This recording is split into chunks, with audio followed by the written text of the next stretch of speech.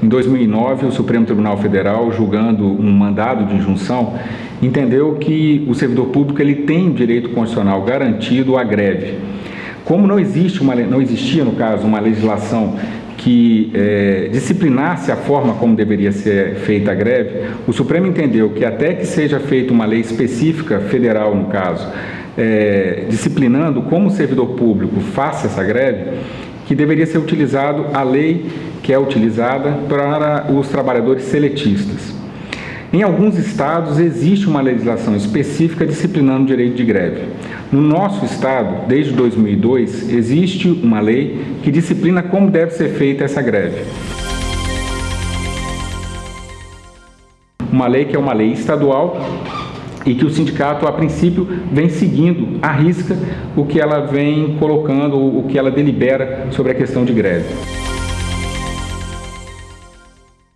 Seguindo a lei estadual, ela cria dois momentos. Um primeiro momento, que seria o momento de negociação, na qual é feita uma assembleia. Nessa assembleia é tirada uma pauta de reivindicações e essa pauta é apresentada à autarquia ou ao próprio governo do estado.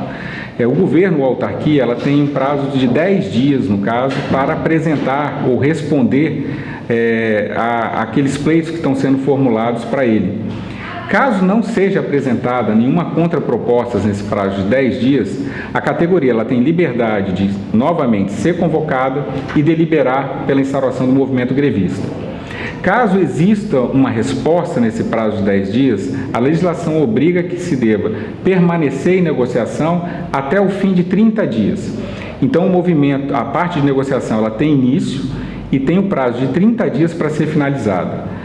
Após esse prazo de 30 dias, é novamente chamada a categoria e é deliberada se aceita a contraproposta, caso ela venha existir, ou então se decide por ingressar com o movimento de greve. Os dias que são colocados são dias corridos, no caso. Não existe a distinção de dia útil ou de dia não útil. Por exemplo, o prazo de negociação de 30 dias são de 30 dias corridos. O prazo de 48 horas também é um prazo de 48 horas corrido. Então, a princípio, nós não teríamos que estar observando se o dia é útil ou não útil. Deliberando a categoria pela greve, o sindicato ele tem 48 horas para avisar, no caso, a administração pública, que a categoria deliberou por fazer a greve. Nesse ofício, ele vai solicitar à autarquia ou ao próprio governo que ele diga qual é o percentual mínimo de funcionário que ele entende necessário para a manutenção das atividades básicas da instituição. Obviamente que esse percentual que é indicado, ele tem que ter uma razão, ele tem que ter um porquê que está sendo indicado aquele percentual, e aí a categoria, então, inicia o movimento grevista. A lei também garante o direito à compensação dos dias parados. Basicamente, não sendo a greve declarada ilegal, não pode ser imputado ao servidor público nenhum tipo de penalidade, principalmente a questão do corte dos dias em que a categoria ficou parada. E aí vale o esclarecimento. O fato do servidor ter o direito à greve não retira também a obrigação de repor o dia que ficou parado mediante compensação, não corte de valor ou de provento que ele venha receber, mas de compensação que seria combinado, no caso, com a administração ao final do movimento grevista. Essas, basicamente, são as diretrizes que a lei coloca para que seja feita a greve no serviço público.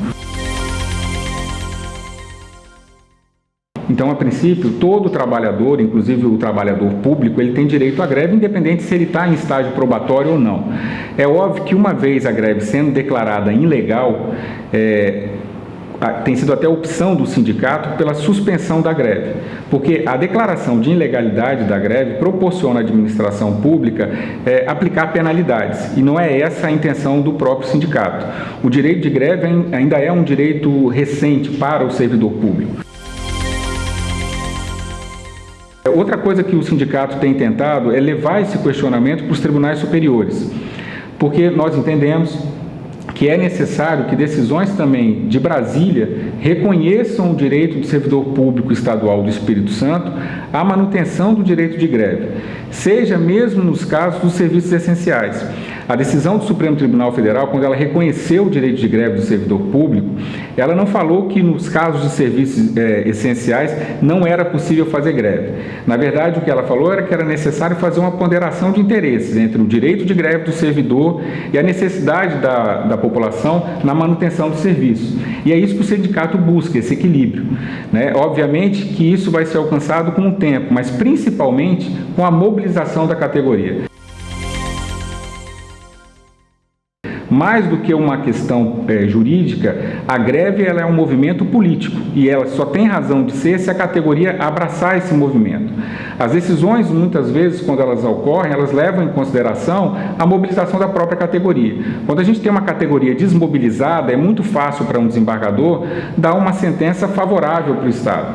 Quando a gente tem uma mobilização muito grande, isso não só demonstra para a própria população a necessidade do servidor de alguma mudança, mas também sinaliza para o judiciário que alguma coisa está errada. Então, daí a importância sempre de ter uma mobilização grande e robusta da própria categoria quando deflagrado o movimento de greve.